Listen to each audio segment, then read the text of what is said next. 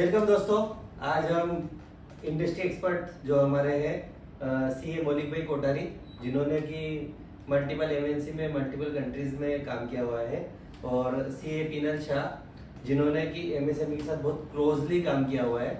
MSME businessman को sir कई बार जब वो परचेस करते हैं, गुड्स परचेस करते हैं, तो उनको लगता है कि ये सस्ता है और मैं इसको खरीद लूँ, ये सीजन है आगे तो मैं इतना माल ले लेता हूँ, तो उसको खरीदते टाइम पेन नहीं होता है। लेकिन अगर वो नहीं बिकता है, नहीं बेच पाते हैं, सिचुएशन ऐसी बन जाती है कि वो माल नहीं निकल रहा है, आपका कॉम्पिटिटर सेम माल लेके आ गया है या उससे अच्छा माल उससे कम कॉस्ट में लेके आया है, तो उस केस में उनको परचेस करते टाइम क्या ध्यान रखना चाहिए ताकि स्टॉक का एक्यूमुलेशन ना हो?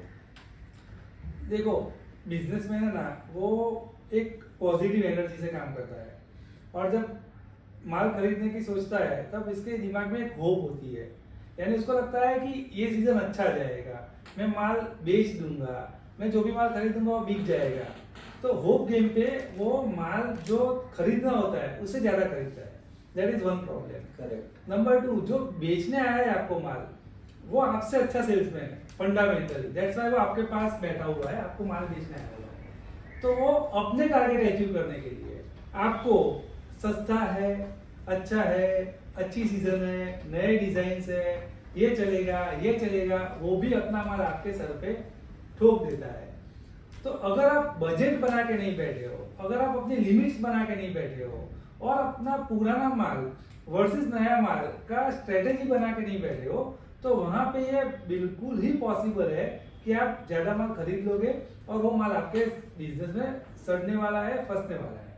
तो फंडामेंटली खरीदी करते वक्त आप स्ट्रेटेजीज पे, नंबर्स पे और सीजन का पूरा लास्ट 2 साल के सीजन्स, इम्पैक्ट, कस्टमर्स प्रेफरेंसेस, ये सब भी देखिए और उसके हिसाब से ही माल बाय करिए।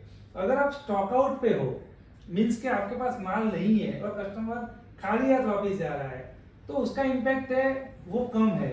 लेकिन अगर आप ओवर स्टॉक्ड हो, मीन्स के आपके पास स्टॉक पड़ा रह रहा है, तो ज्यादा इम्पैक्ट कर रहा है।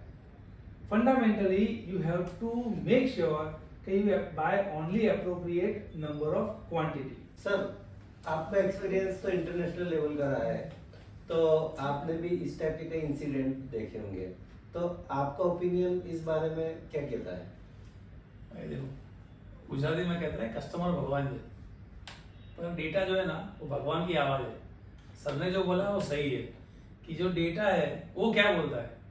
अगर डेटा बोलता है कि पिछले 2 साल में आपने 20% ग्रो किया, तो आप ये साल 20 से 30 ले लो। पर अगर आप होप गेम में चले गए और आपको ऐसा लगेगा सीजन अच्छा है, अच्छा कमा लूंगा, हाँ तो आप दूसरे बाय कर ही सकते हो ना। अगर बाय करने में कोई मना तो नहीं करने वाला है आपको। तो आप आपका 80% जो माल है, हम लोग क्या करते थे, हम लोग, हमारा पता था कि भाई देखो मोबाइल इंडस्ट्री में क्या होता है कि भाई नया मॉडल आता रहता है। अगर आपके पुराने मॉडल पड़े रहेंगे तो क्या होगा, तो आप कितना बेच पाओगे नया मॉडल।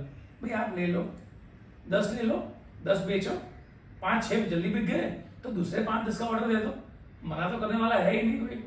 पर अभी क्या करता है कि मैं अभी से पूरी सीजन का माल पहले दिन बाय कर लेता है, समझे। तो वो वहां फंस जाता है।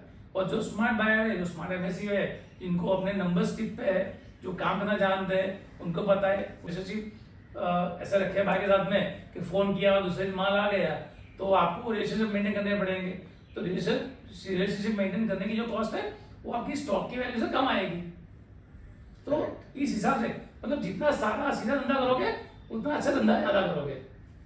करेक्ट। सर, एक इंटरेस्टिंग क्वेश्चन है जो थोड़ा सा ओल्ड लग सकता है, लेकिन जो ऑलरेडी नॉन मूविंग स्टॉक लेके फंस चुके हैं या जिन्होंने इजी बाइंग, उनको लगता है कि प्राइस कम है मैं ले लूं, और वो लेके बैठे हैं, ऐसे कई एमएसएमई बिजनेसमैन हैं जिनके पास कई सारा स्टॉक रखा है, तो वो इस सिचुएशन से कैसे बाहर आए? एक बार तो उनको बाहर आना पड़ेगा, और वो बाहर आने के बाद ही आगे का सारा सेटअप कर सकते हैं। तो इस सिनेरियो में उनको क्या करना चाहिए? आपका नॉन मूविंग स्टॉक है ना, उसको मैनेज करने के लिए मैं फंडामेंटल टिप्स देता हूँ। सबसे पहले आपका स्टार सेल्समैन कौन है, या आप खुद स्टार सेल्समैन हो, तो आप नॉन मूविंग स्टॉक को पकड़ लो, उठा लो और उसको धड़ाधड़ बेचना शुरू करो। जितना हो सके उतना आप सेल्स कर लो।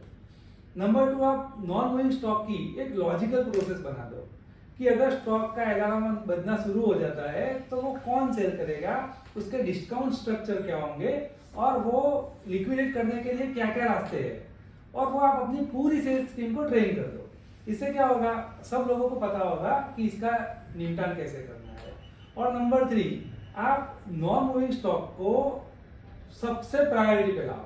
जब भी आप स्टॉक रिपोर्ट देखो तो सबसे ऊपर नॉन मूविंग स्टॉक को लाओ और मेक श्योर करो कि आप हर रिव्यूज में नॉन मूविंग स्टॉक काट रहे हो। This is the fundamental solution. Sir आपका इसमें कोई वैल्यू एडिशन हमारे व्यूअर्स के लिए? तो हम तो बैठे ही हेल्प करने के लिए। तो हमारा तो टारगेट यही है कि भाई जो इंडिया की जो टेरिटरी है और जो ग्रोथ स्टोरी है उसके हिसाब से हमारा तो यही मिशन है कि हम 50,000 से लेके 1 लाख दुकान owner, shop owner, SMEs, MSME को हेल्प करें। तो आपके जो भी व्यूअर, जो भी शॉप ओनर कहीं फंसे हुए स्टॉक में या कलेक्शन में, जहाँ पे भी उनको लगता है कि हम फंसे हुए, तो वो हमको अप्रोच करें। उनमें से कैसे निकलना है वो हम गाइड करेंगे उनको। परफेक्ट। तो जो भी बिजनेसमैन या किसी भी बिजनेसमैन को ऐसा लगता है कि हमारे एक्सपर्ट से आपको एडवाइस चाहिए, तो आप नीचे लिखे हुए ईमेल आईडी या फोन नंबर या कमेंट बॉक्स में आप कमेंट करके पूछ सकते हैं question. You will get answer shortly.